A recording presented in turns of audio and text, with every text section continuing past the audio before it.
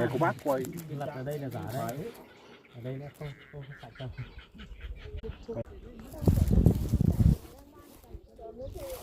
Hai chú đúng rồi. Bây giờ con phải quay được đàn. Một cái bọn đi săn đó, mình có cá này xuống đất. Về thôi chứ làm gì nữa. Và mùa này đi thăm lúc khoảng 4 giờ. Đông mùa xuân, đông có mỗi mùa hè là không có.